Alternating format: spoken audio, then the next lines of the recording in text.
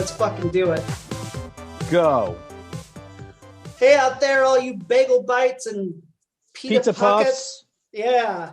I'm Kurt Vonnegut Jr. and welcome to the Monkey House. And I'm Kurt Loader. It's the Kurt's coming at you live to Kurtcast. Kurtcast on a Saturday night. Beautiful Texas and Alabama. This beautiful is not. I mean, I guess they're beautiful. Tolerable day here in the beautiful land in those states. People. Lots of beautiful women. People TBD. Yeah. They're doing some hellacious stuff here in my state. Yeah, well, I mean, the Texas legislature is hella gross this year. I don't want to get into that, but they're hella gross. Well, I'm sure it's the same here in Alabama. I'm just not. It's the same everywhere. Yeah, but like it's because like I hadn't been paying much attention, and I went, what? It was like 3 things in a row. I was like, you guys did what? You know what they haven't done though? You know it's cool. They've tackled abortion. They've tackled trans children. They've tackled guns. We can just fucking carry guns now. That's a thing. Gonna be a thing in Texas. You can just carry a gun. But they didn't tackle the winterization of our electrical grid. That storm that almost took that decimated the entire state. So that's cool. I'm glad they found time in their busy schedule to do all that. To be good bigots. Yeah. Appreciate it. Anyway, so what has been up with you? You're actually coming here. Yeah. I'm coming to Tejas day after tomorrow. I'm flying. Do you feel like Santa Ana? Do I feel like Santa Ana? Like I'm gonna slaughter everybody at the Alamo? Yeah. No. Okay. Okay. Good. That was a test. You passed. You can come to Texas. Yeah. I mean, nothing against any Santa Ana super fans out there, but no, I don't know. If you got something, if you're a Santa Ana super fan, are you also a Hitler super fan? Like, come on. Military dictators are military dictators. They're not good. There's never been a good military dictator. I don't really know anything about him other than the end of the Alamo, so I didn't know if he's a generally good dude who was like, look, I have to execute these guys. Who the Alamo was like his last straw, and he's like, if I don't do this, then the people back no one's gonna respect me. Right, they're gonna think that I'm a punk, okay, and I cannot be a punk in Mexico. Right. Do you understand me? They will kill me in Mexico City. He was just a concerned man, really. Santa Ana's really been given a bad rep if you think about it. It was the emotional duress that he was under. Yeah, all these fucking white people come to and have a fucking armed insurrection, hole up in a mission and try to declare that this is white people country now. And yeah, they literally rolled in there and they were like, no, but we're gonna do things our way. And they were like, the fuck you are, this is our country. And they were like, fuck you though. Is it? And then they fought them. I mean, don't get me but the way that they sell that in because when you get out of school and you look back on it, especially having lived in Texas, the way they sell that is that they were the most oppressive motherfuckers known to man, and I don't know if they were or not. It doesn't sound like it was the greatest government. Don't get me wrong, but you still did that. You still rolled up in there and you were like, yeah, man, we really like the hill country though, so we're gonna take it.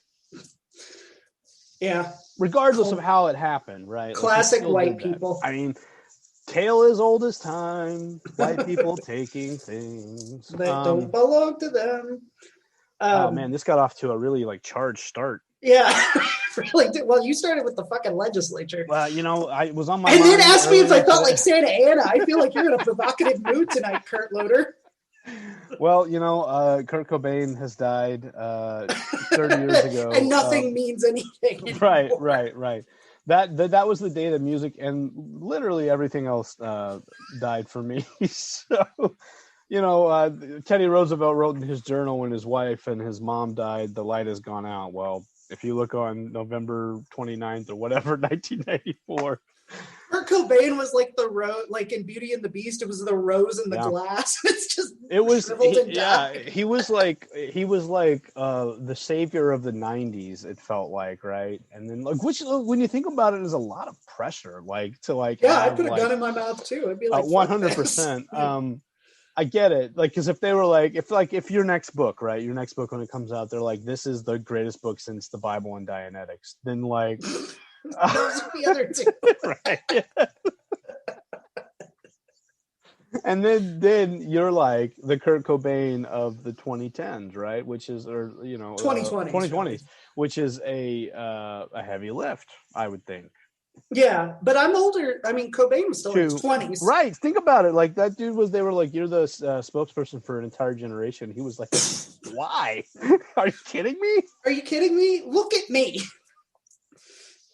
Like, I am filthy. I am dumb. I am loud. I don't want to be your messiah. I know I look a little like a punk rock Jesus. Not punk rock, a grunge Jesus. I think of some of the stuff that I've read about Kurt Cobain.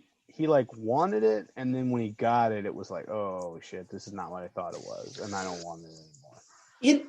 That's something I've actually been thinking about a lot lately. I got to have a call for a possible work for hire gig, which I won't name what it is, but it's the Great Lakes Avengers. We got Marvel heard the pitch. I don't know why they didn't call you. I guess they wanted you. I'm your gatekeeper is what it is. They're like, look, can you get us in touch with Darrel?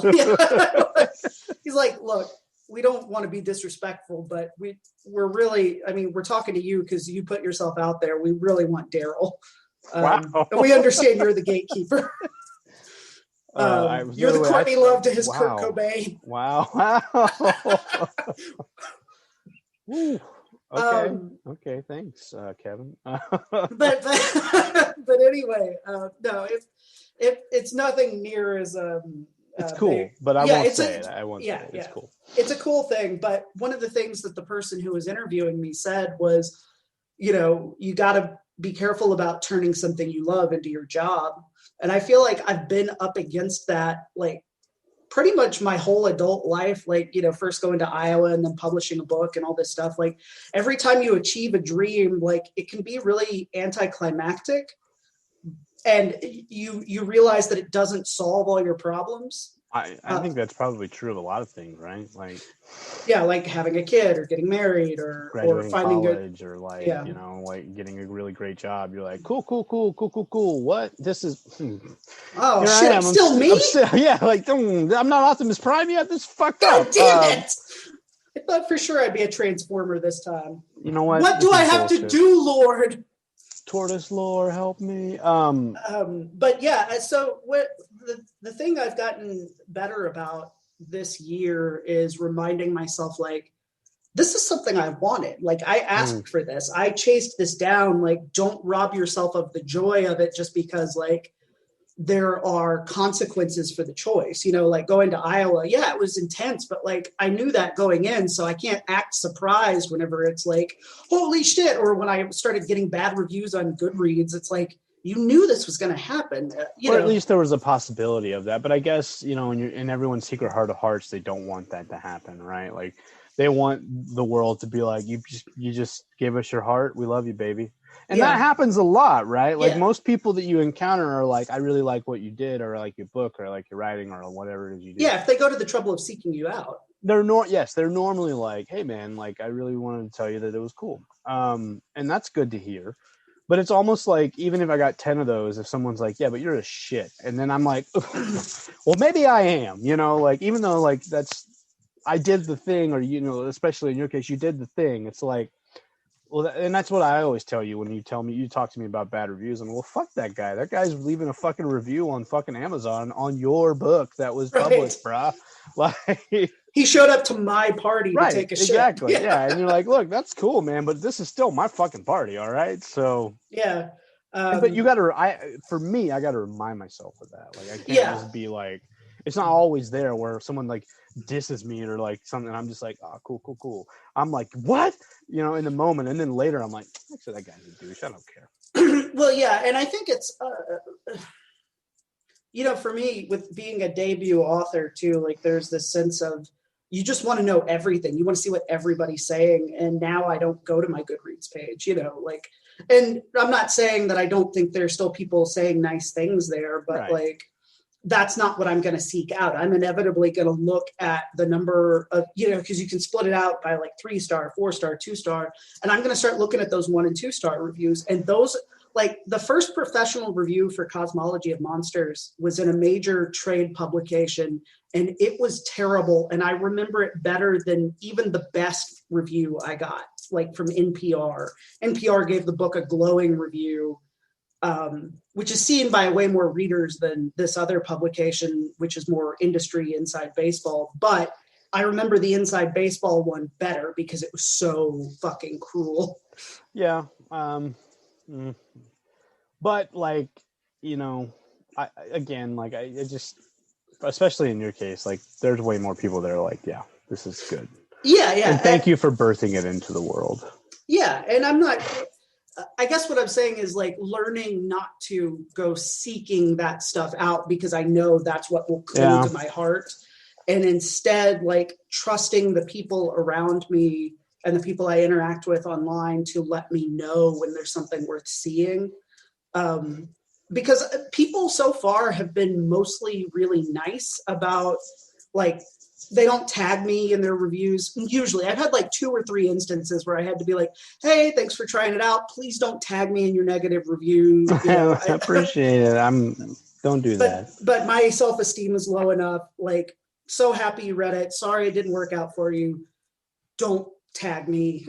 Don't ever at me again. No, yeah. I'm just well, only at me for good things. Right. Well, like the thing is, I've gotten better about it this year, but I think, being an artist, at least if you're going to be like me or you, I think comes with a fuck ton of insecurity. And if you're going to do it, you have to be careful about what you let in and what you don't. And I think for the first book, there's no way I could help myself. I just had to see. But I'm hoping that on future books, I'll be able to just kind of hold back. And maybe I'll ask you every now and then, what's the general Goodreads consensus? And I'll be like, it's and a thumbs up or and go. Yeah. I'll make a fart noise if it's bad. Because if the whole world hated it, I'd want to know that too. But if you got M. Night Shyamalan after The Village, would you want to know? I think I would. The Village, right? That was when everyone was like, I don't know, man. That was the start of it. And then Lady in the Water, everybody was like, what the fuck? Even though I like both of those movies. Right, same. I haven't seen Lady in the Water, but I really like The Village. Yeah, I think The Village was just jarring. It made a couple of weird choices, but yeah, so I forget how we got there. Oh yeah, just in terms of like reminding yourself, like you wanted this. It's okay to be scared, but also like don't rob yourself of the joy of getting the thing you want. Yeah, that's true. Because at the end of the day, like ultimately, okay, cool, but like you're still writing books, so like fuck your negative review, or in M. Night Shyamalan's case, I'm still making movies, and then eventually, he makes some that people are like, oh shit, that James McAvoy boy was great in that movie. Right. And then, then you have that and it's like, he's back, baby.